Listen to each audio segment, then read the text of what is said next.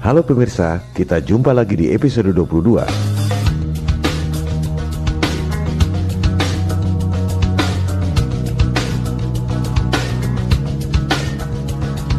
Beberapa hari lalu, saya kebetulan pergi ke sebuah toko buku. Di bagian Social Sciences, saya tertarik pada sebuah buku berjudul Indonesia dalam Rekayasa Kehidupan. Di covernya, terlihat ilustrasi gambar gurita mencengkeram bumi dan Indonesia. Saya menduga gurita ini adalah simbol dari sistem yang zolim yang mencengkeram seluruh dunia. Gurita tersebut memiliki 8 kaki atau tentakel, mungkin simbol dari 8 penjuru angin. Jadi, gurita dengan 8 tentakel ini adalah simbol dari sistem global yang mencengkeram dari 8 penjuru angin. Bumi berbentuk globe, interpretasi saya adalah simbol globalisasi, penjajahan gaya baru yang dibuat oleh elit global. Di situ terlihat ada figur anak Indonesia yang dengan berani melawan sang gurita raksasa, sehingga gurita tersebut tampak ketakutan. Ini sangat senada dengan adegan film yang sering saya cuplik, David vs Goliath, Nabi Daud melawan Jalut. Bagi saya, keberanian David melawan Goliath adalah simbol dari hidup tanpa rasa takut, kecuali kepada Tuhan.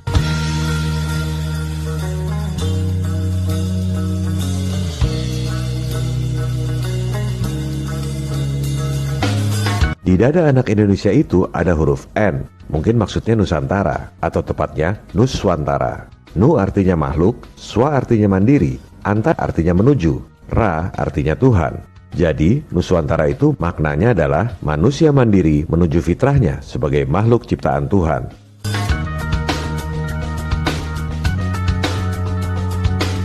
Buku ini ditulis oleh Bapak Komjen Pol Dr. Andes Dharma Pongrekun, Magister Manajemen, Magister Hukum, seorang Jenderal Bintang 3, pejabat tinggi kepolisian di bidang cyber. Propaganda yang dilakukan adalah propaganda ketakutan. Itu berlangsung di seluruh dunia. Dan propaganda ketakutan adalah caranya iblis.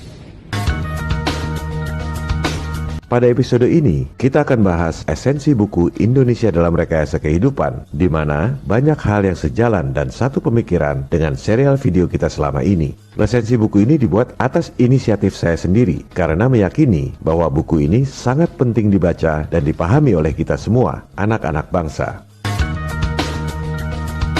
Semua komentar di video ini adalah analisis dan interpretasi saya berdasarkan fakta-fakta dan data-data yang saya miliki. Mohon maaf kepada Pak Jenderal jika terdapat kesalahan penafsiran atau hal-hal yang kurang berkenan pada video ini.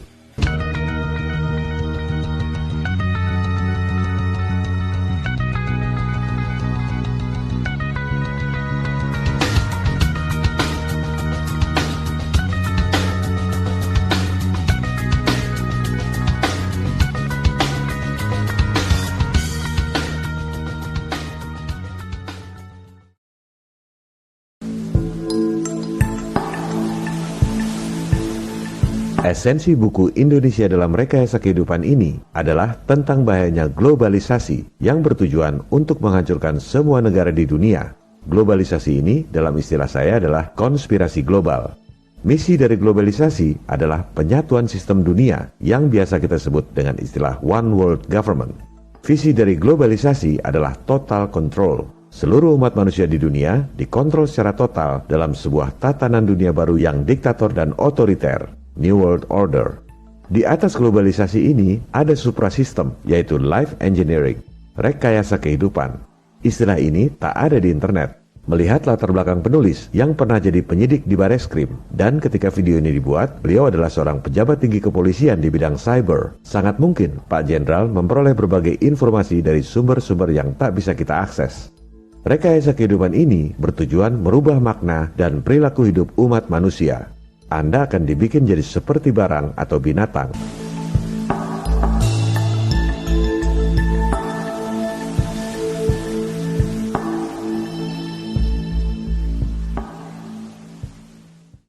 Sekarang telah terjadi gerakan globalisasi yang akan menghancurkan bukan saja Indonesia tetapi seluruh dunia. Catat ini seluruh dunia. Jadi, bukan cuma Indonesia yang akan dihancurkan, tapi semua negara di dunia, termasuk Amerika, Cina, Jepang, dan lain-lain. Apa buktinya? Lihat tabel utang semua negara di dunia. Anda buka situs nationaldebtclocks.org. Utang Indonesia nggak ada di situ. Anda cari di sumber lain yang kredibel, statistik utang Indonesia yang diterbitkan oleh Bank Indonesia. Anda ketik satu persatu, dibuatkan tabel. Tabel seperti ini tak ada di Google atau internet. Anda harus membuatnya sendiri. Negara pengutang terbesar di dunia adalah si adik kuasa Amerika, kedua Jepang, ketiga Cina, yang katanya macan perekonomian Asia. Semua itu adalah ilusi, jebakan Nekolim. Negara-negara maju itu utang pada siapa? Siapa yang lebih kaya dari negara-negara maju sehingga bisa kasih utang pada negara-negara maju? Cara bekerjanya globalisasi ini sudah sejak dulu. Dan dia punya organisasi yang begitu kuat, bukan negara. Non-state actor. Kekuatan besar itu adalah bagian daripada mereka yang elit-elit global yang ingin menguasai dunia ini. Indonesia utangnya kelihatan kecil dibanding Amerika, Jepang, dan Cina. Apa dampaknya? Lihat APBN 2020, anggaran buat bayar bunga utang saja 295 triliun rupiah.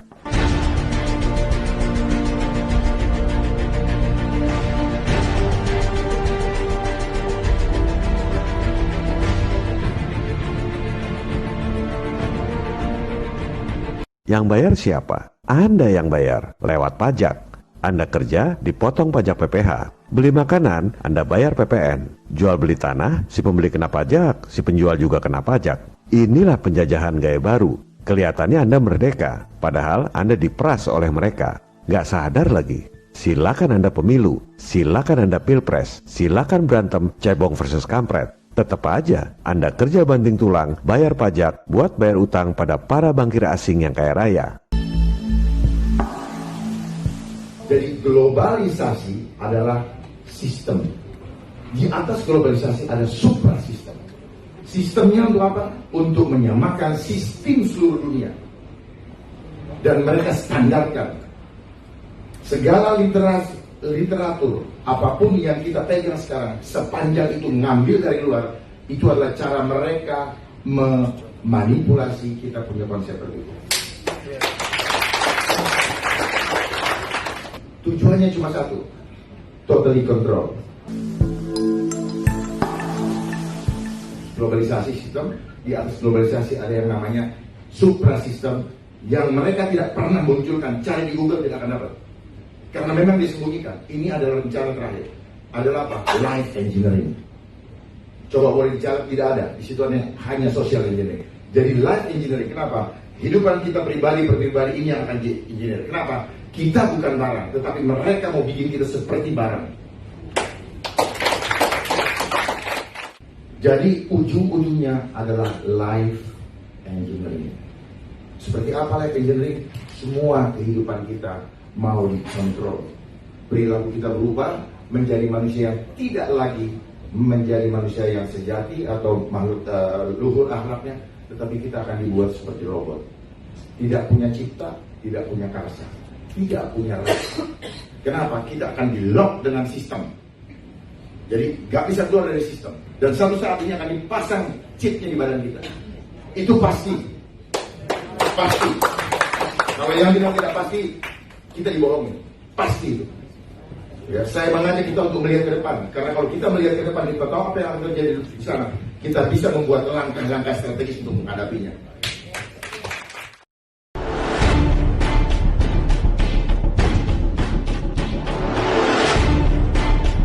Program dari globalisasi adalah money, power, dan control population.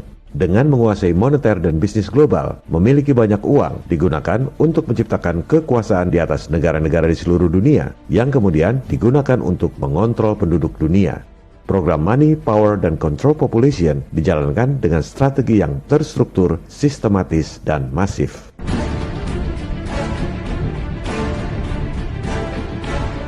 Programnya adalah Money, Power, dan Control Population.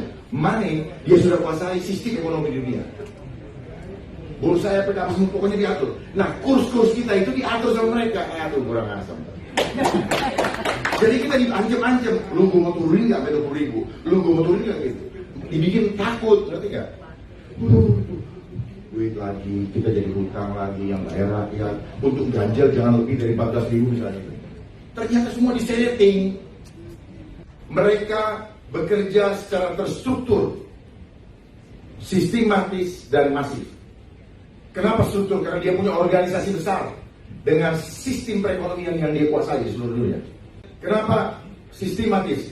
Karena mereka bergerak begitu halus, step by stepnya, jelas, pelan-pelan, dan kita terhipnotis untuk ikut menerimanya. Konspirasi global yang bergerak secara halus, sehingga orang sedunia tidak menyadarinya. Pernyataan ini senada dengan pernyataan Presiden John F. Kennedy tentang konspirasi tersembunyi yang merugikan umat manusia sedunia. Bagi yang mengatakan konspirasi adalah teori, harap pasang telinga yang baik untuk mendengar pernyataan Presiden John F. Kennedy. For we are opposed around the world by a monolithic and ruthless conspiracy that relies primarily on covert means for expanding its sphere of influence.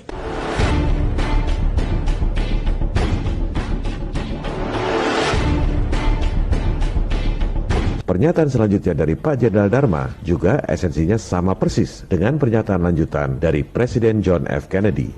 Kemudian masif, karena mereka semua bergerak di seluruh dunia, di dalam seluruh sendi kehidupan, tidak ada yang lolos. Modus operandi yang sama juga dijelaskan oleh Presiden John F. Kennedy. It is a system which has conscripted vast human and material resources into the building of a tightly knit, highly efficient machine that combines military, diplomatic, intelligence, economic, scientific, and political operations.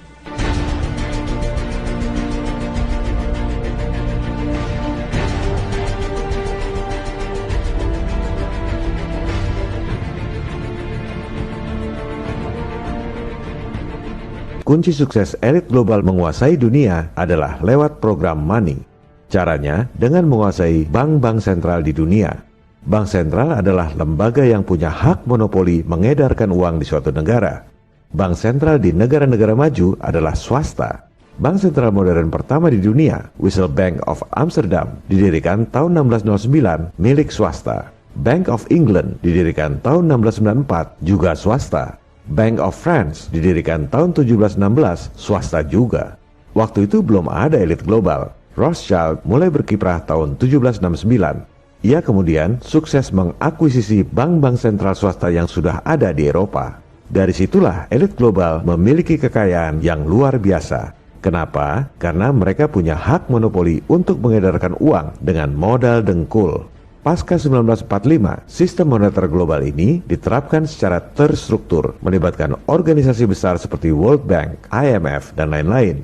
Kemudian dilakukan secara sistematis. Mereka ajarkan sistem yang zolim ini di semua sekolah di seluruh dunia, sehingga semua sarjana ekonomi, semua doktor, semua profesor menganggap sistem yang zolim ini adalah sistem yang benar. Dan elit global melakukan ini secara masif, diterapkan di semua negara di dunia. Dengan underball-nya bergerak secara masif, tujuannya cuma satu, totally control.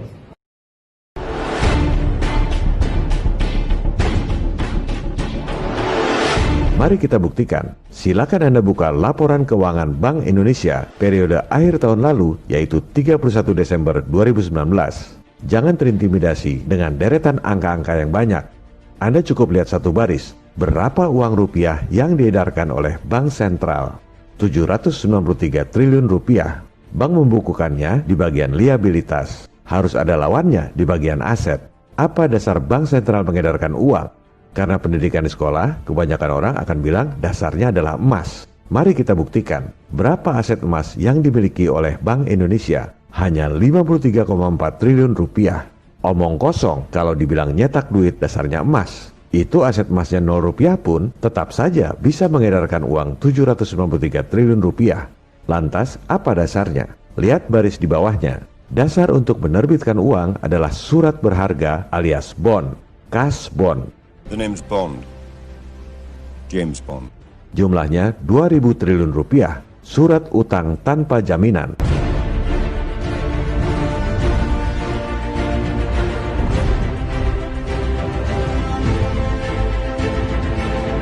Kalau pemerintah defisit, terbitkan surat utang alias cash bond. Bank sentral terima surat utang pemerintah ditaruh di bagian aset. Misalnya, bon 1 triliun rupiah dicatat di bagian aset. Di bagian liabilitasnya, bank sentral terbitkan uang 1 triliun rupiah. Neracanya balance, secara akunting tak ada yang salah. Tapi, secara prinsip, rakyat selama 7 turunan terus dipajaki tinggi untuk bayar utang negara yang tak akan pernah lunas.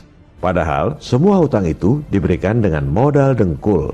Inilah contoh program money yang dilakukan dengan strategi terstruktur, sistematis, dan masif. Dan ini bukan cuma terjadi di Indonesia, di Amerika juga sama. Silakan Anda lihat laporan keuangan Bank Sentral Amerika, Federal Reserve Bank. Uang dolar yang diterbitkan oleh Fed 1,7 triliun dolar. Emasnya cuma 11 miliar dolar. Surat utangnya di bagian aset 2,4 triliun dolar. Nyetak dolar modal dengkul. Makanya jangan heran kalau para bankir elit ini bisa biayai kedua pihak yang sedang berperang. Dulu, waktu Inggris lawan Prancis, dua-duanya didanai oleh Rothschild lewat bank sentral masing-masing. Negara Inggris dan Prancis perlu duit buat perang, harus ngutang dan terbitkan bond.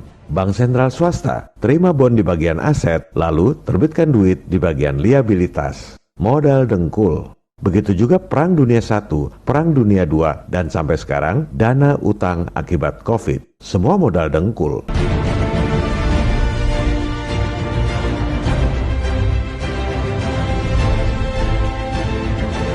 Sampai kapan umat manusia di dunia sadar telah dikadali oleh sistem yang zolim yang diajarkan di semua sekolah di dunia dan dipropagandakan oleh semua media massa? Propaganda ketakutan, apa itu? Itu 9/11 itu propaganda, ISIS itu propaganda.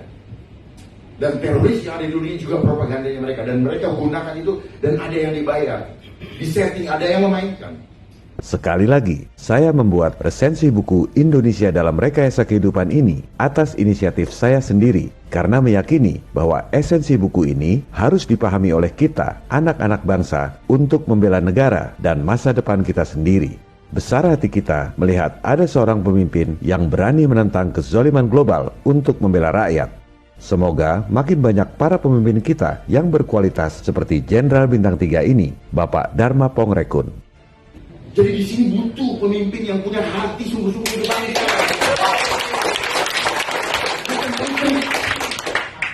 Gampang bangsa ini dipimpin kalau kita punya pemimpin yang sungguh-sungguh dan tidak perlu takut kehilangan apapun juga. Kalau kita takut kehilangan apa, ya pasti kita kehilangan itu udah rumusnya. Tapi kalau kita tidak takut kehilangan, Tuhan akan memberikan kepada kita. Viva Republik Indonesia, salam people power.